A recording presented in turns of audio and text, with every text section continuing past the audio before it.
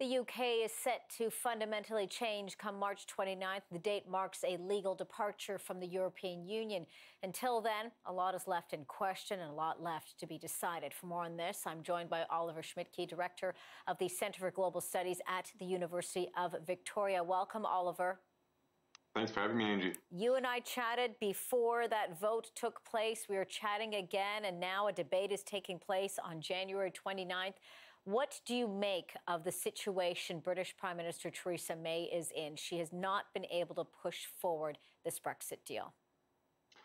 At the moment, it seems there's an eerie quiet about the progress in the negotiations. But rest assured, there is a frantic activity behind the scene of trying to address the impasse in Parliament, to find some form of way forward, some form of also cross-party alignment to come up with something that is feasible. And I think there's a lot of backstage negotiation between the parties and across the parties to find the way out. Do you think that might then maybe would be the solution, to sort of take the process away from the government, giving Parliament a chance then to define what Brexit should be in terms of what will allow them all to agree to that plan?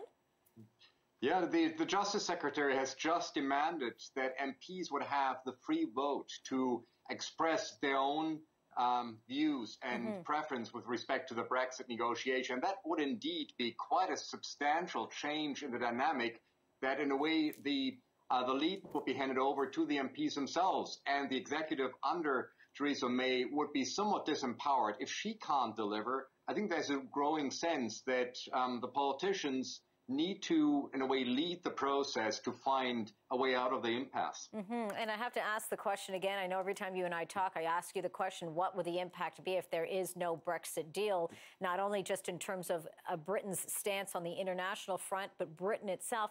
And we know that the citizens of that country are gravely concerned about what their future is going to be. Yeah, you can tell, and there are at times scenarios that are definitely very bleak.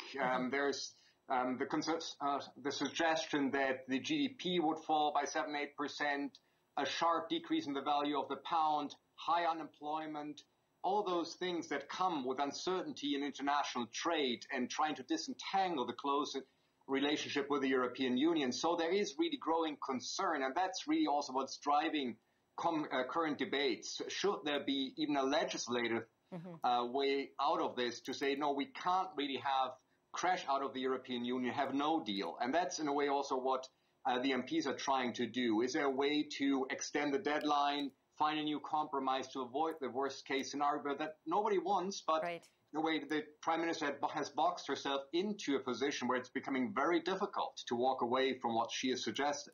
Is a second referendum an option, or is that just really not going to make a difference? People are very divided over this.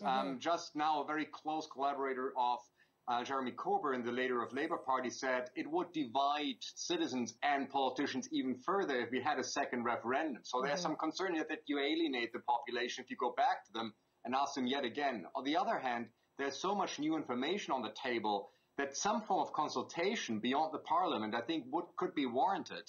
It doesn't have to be a referendum, a kind of a citizens' assembly. There are different ways of doing this. So Labour doesn't really want it. There's quite some concern, and Theresa May definitely doesn't want it. So leadership wouldn't come from Parliament. It would have to come from somewhere else, from citizens, from civil society. But we don't see such a strong push at the moment. All right. Well, we'll keep an eye on things as they continue to develop. Oliver Schmidtke, Director of the Centre for Global Studies at the University of Victoria. Always a pleasure, Oliver. Thank you for your insights. Have a good day. You too.